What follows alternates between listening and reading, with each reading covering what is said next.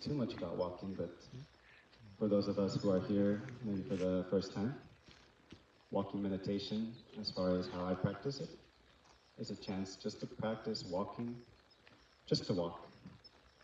We can let go of kind of where we want to go, if there's a destination. We just walk in contact with Mother Earth below us, in contact with the wonders of life within us and around us.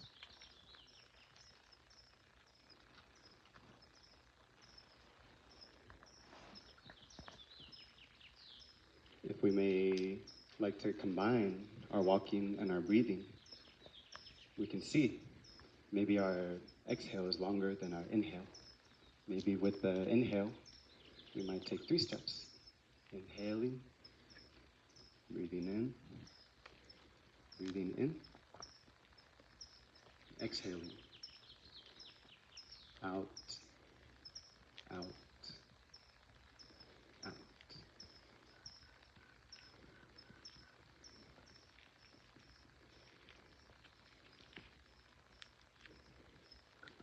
And so that's a very easy way of practicing the walking meditation, especially when we find ourselves dispersed, to combine our breathing with our steps. For some of us, maybe the mind chatter is a bit much, like for me some days. And I like to also maybe use words to guide those in-breaths and those out-breaths. Sometimes it can be as simple as arrived as I'm breathing in, arrived, and home as I'm breathing out. Home.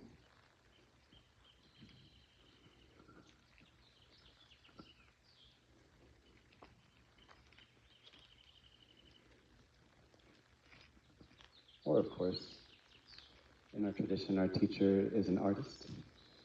He does calligraphy, and I think he has a very artistic approach to the practice sometimes. We can maybe use a short phrase that inspires us, especially because of today's day being and revolving around peace. So maybe for me, I think I'm going to try practicing peace with each step.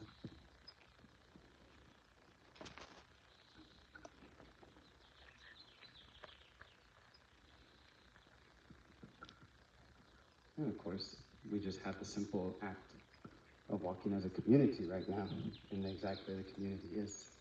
We have that privilege, and it's not afforded to everyone. That brings me to kind of the theme of today.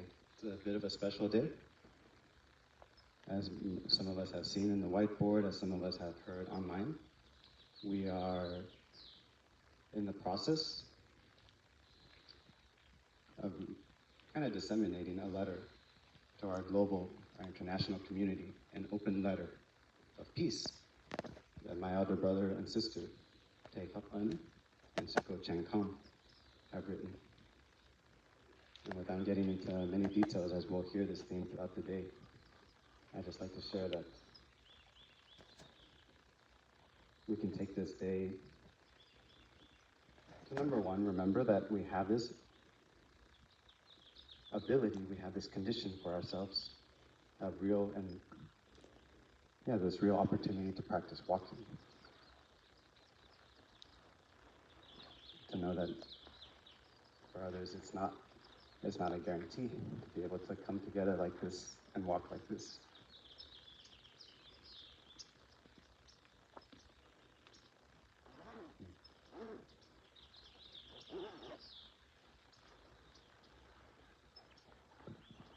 So without getting too much into the letter itself, I'd like to share a sentence that really stood out to me. This is from our own elder brother and sister in the community.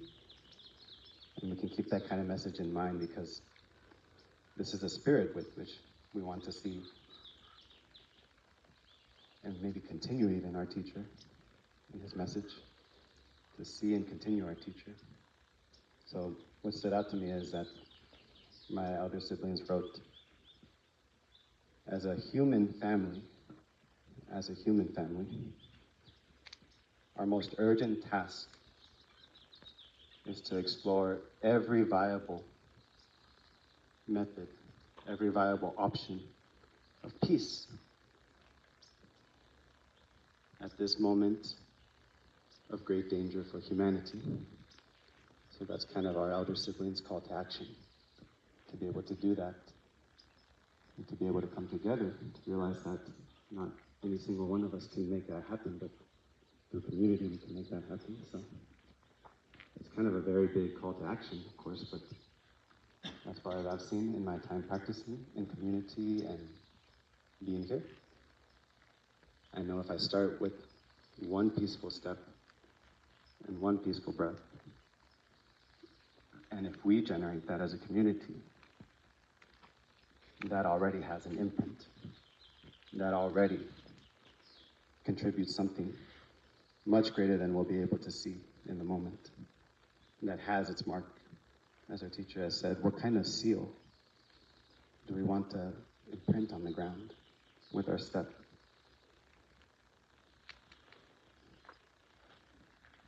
So I invite us to explore that. I'm going to explore that too. I didn't think I'd really, connect as much as I did being in front of the group, but if you would be so gracious as to follow my elder brother, who's over here now. I see Chan on the right. Please follow behind him as we generate this collective energy of mindfulness, of true and felt peace in ourselves, and true and felt peace in the world. And please enjoy your steps. Enjoy this miracle together.